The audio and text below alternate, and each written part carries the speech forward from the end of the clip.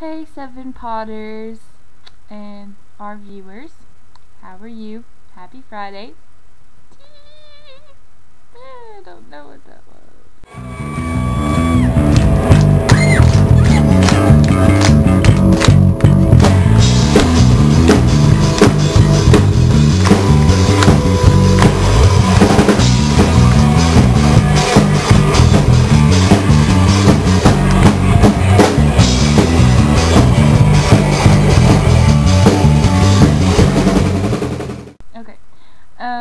So today is Friday. I hope everyone's having a fantastic Friday.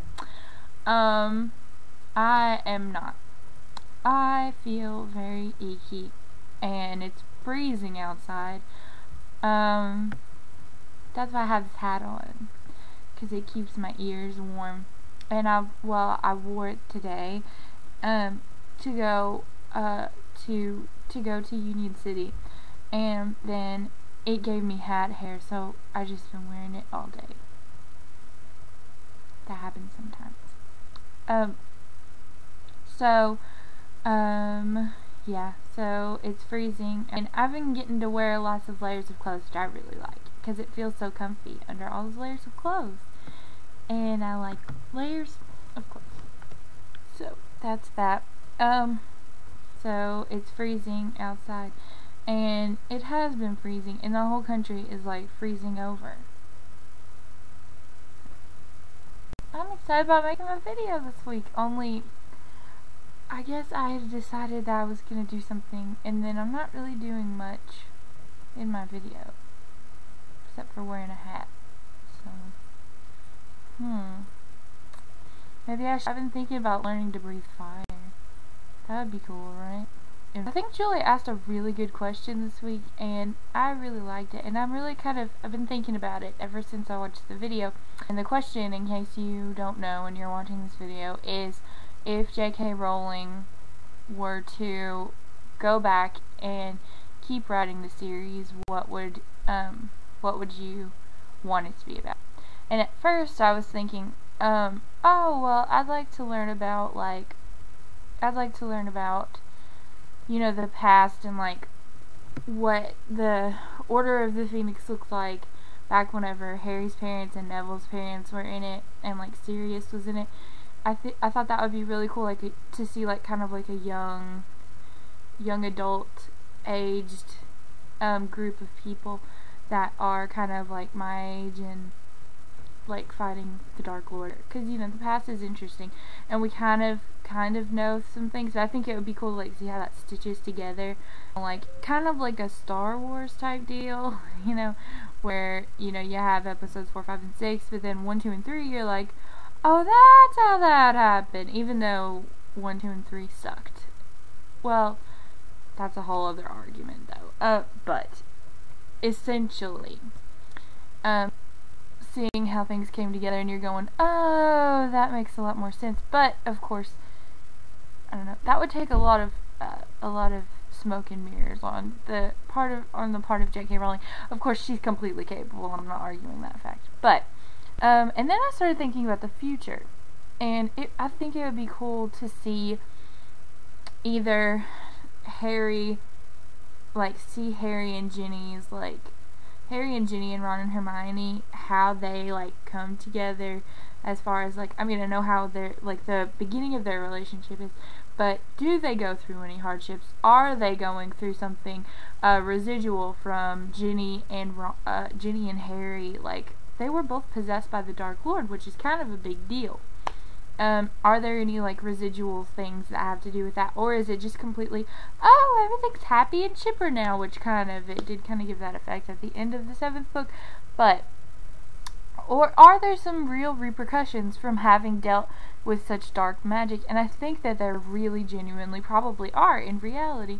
Not that dark magic is real, but if we look at it from a realistic perspective, what are the repercussions of dealing with those types of things? And then also, kind of like post-traumatic stress, and then also, about their kids. I think it'd be fun to start like a fun series for their kids going through Hogwarts, I think that would be cool. I think everybody pretty much agrees that would be kind of cool.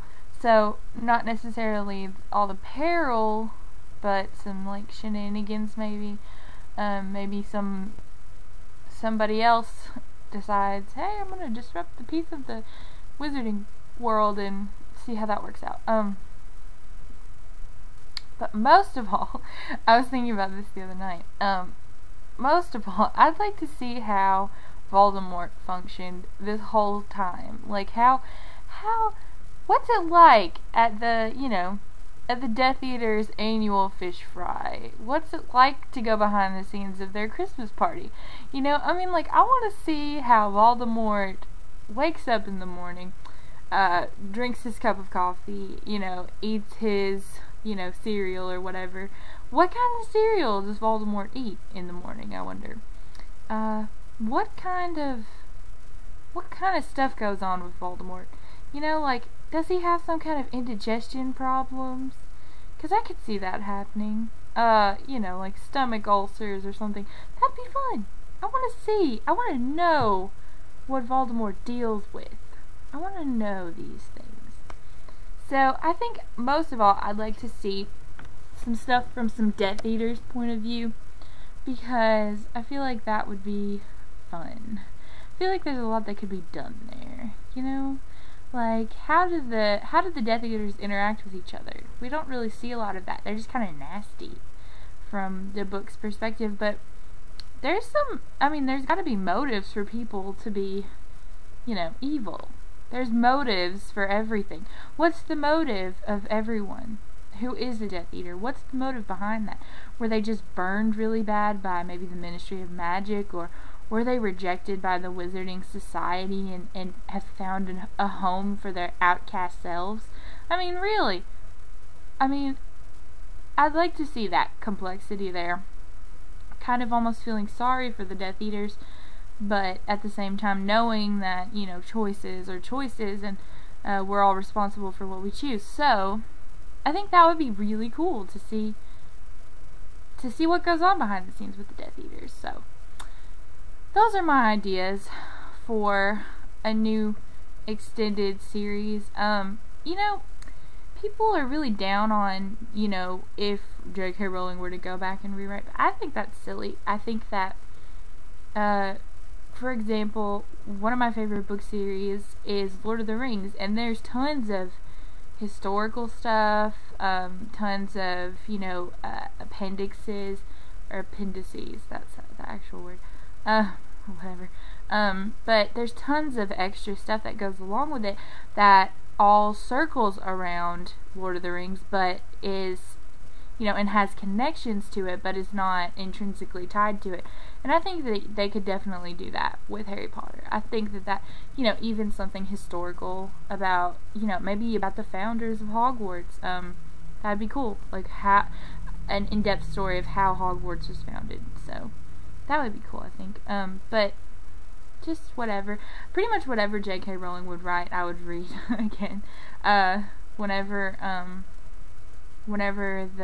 they just published not just, last Christmas they published the Tales of Beetle the Bard, and it was so cool to, because you think that the series is over, and you think that the story's over, but then you have Tales of Beetle the Bard, and you're like, oh, this is cute, and it was a cute collection of a bunch of stories from Wizarding bedtime stories, and it was really fun to say, hey, I thought the series was over, but here's a little something to remind me that we, how we have what